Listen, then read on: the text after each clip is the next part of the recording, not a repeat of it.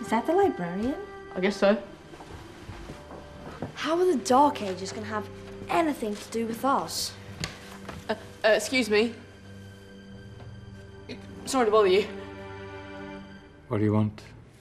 We need to find out what impact the Dark Ages had on the modern world. Never was a period of history so poorly named. Don't touch. It's priceless. And I suppose someone's been filling your head with the usual nonsense, eh? 1,000 wasted years. A black hole in history, am I right? Yeah, sort of. You see, it's always the same. You assume it was all mud, disease, death and destruction, with marauding mobs of barbarians ripping down the good of former civilizations, burning and plundering as they went. Nothing of any worth invented either, eh? Oh, no. Go on, Beofrey. Sorry to bother you. Come on, it's probably not worth it. Everyone knows that the Greeks and Romans invented everything anyway. Oh, did they now? And you're sure about that, are you? You know, I might just have something for you. You seem to be up to the task. I suppose I could... Follow me. I've got just the book for you.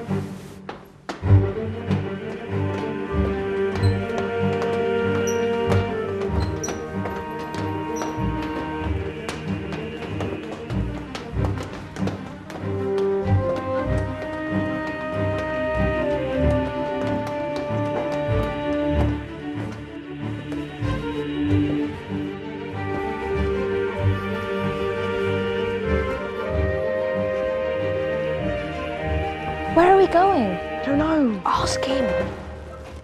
Excuse me.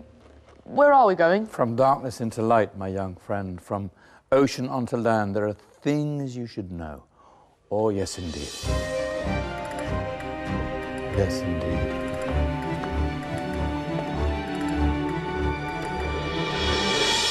Now, I know I left it round here somewhere.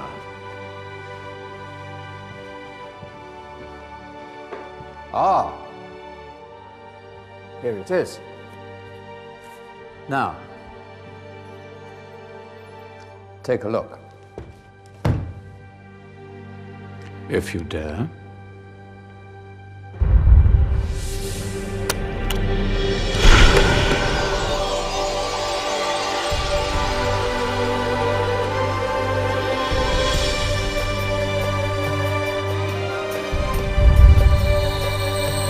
What's going on? Welcome to the Dark Ages, or as it should be known, the Golden Ages. Who are you? I am Al-Jazari, engineer and ingenious inventor.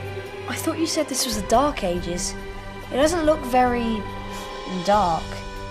That's because it's all a matter of perspective, my soon-to-be illuminated friend. Of course, there are parts of the world that weren't dark at all, but in a civilization that stretched from Spain to China, the golden rays of discovery and invention shone over everything. What civilization? The Muslim civilization, my young friend. Through scholars and scientists of various faiths, some of the most important discoveries known to man were made at this time. Discoveries that drew on knowledge of the ancients, but have more connections with your modern world than you could possibly ever imagine. Like what? Well, all sorts of things.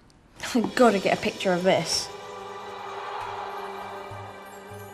I knew it was a good idea. Who are you?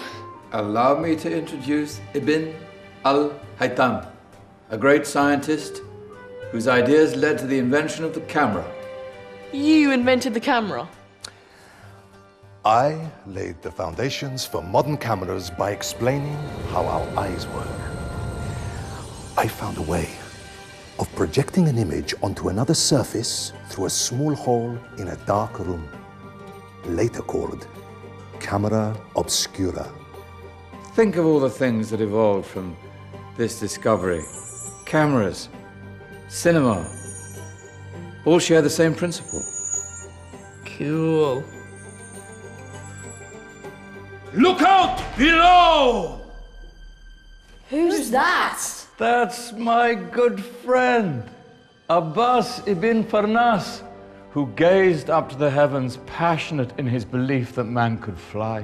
Whoa. Indeed, he dared to dream about flying 1,000 years before the Wright brothers. Do you know you all take your jet-setting holidays for granted, so it only seems fair to remember Abbas ibn Farnas. Stand by. I'm ready for takeoff.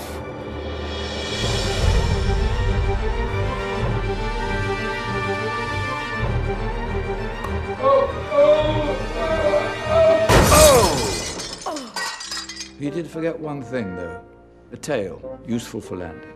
Ah, my back. Is there a doctor in the house?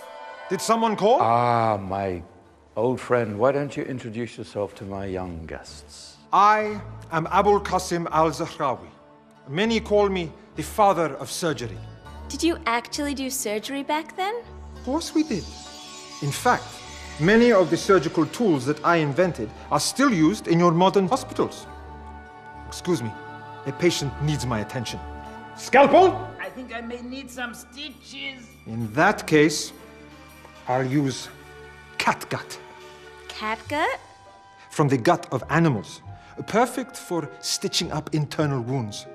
Your surgeons are still using it today. Sorry, mustache.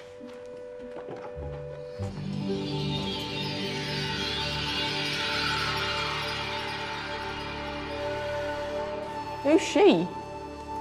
That's Maryam al-Astrolabi, one of the many brilliant women of her time. She made sophisticated astrolabes. Astro what? Astrolabes. They show the sky and the stars on a small flat plate you can hold in your hand. Think of them as ancient calculating or timekeeping devices. Today you have your watch, your compass, satellite navigation, helping people and explorers travel the world. Science at its brilliant best. And all these things were developed during the Golden Ages. And that's just the tip of the iceberg. There were thousands of other inventions covering all areas of life, and in the years that followed, their influence spread across the whole of medieval Europe. So you see, it wasn't so dark after all. What about you? Me? What did you invent? Well, I don't want to be big-headed, but I made some groundbreaking advances in engineering. I suppose my most significant discovery converted rotary motion into linear motion using a crank and connecting rod. It's essential in pumps and engines. In fact, I've no idea how the Industrial Revolution could have happened hundreds of years later without such a device. Not that I ever get the credit I deserve. But my crowning glory was my amazing time-telling machine. My legendary elephant clock.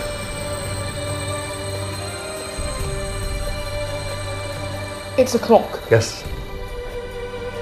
Dozens of components collected from different cultures around the world. Indian, Greek, Arabian, Egyptian, Chinese.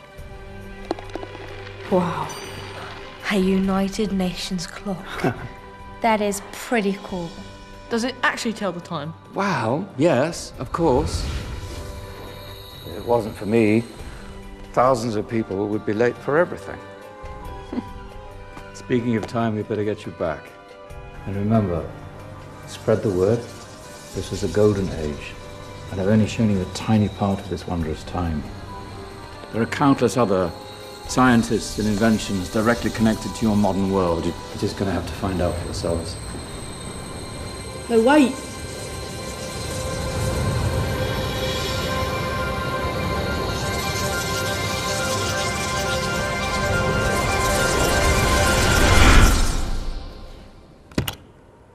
Whoa. Did you? Yeah. That wasn't quite so boring. Come on, we're gonna be late.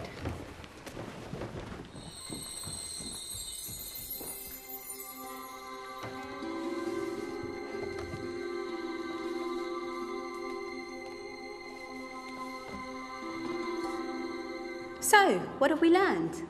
The Romans, the Greeks, the Renaissance, and the Industrial Revolution all have great relevance to us today. Where's Danny's group? Just there, miss. Ah, our intrepid Dark Ages group. You probably had a much harder time finding any connections with the modern world. Actually, miss, that's not strictly true.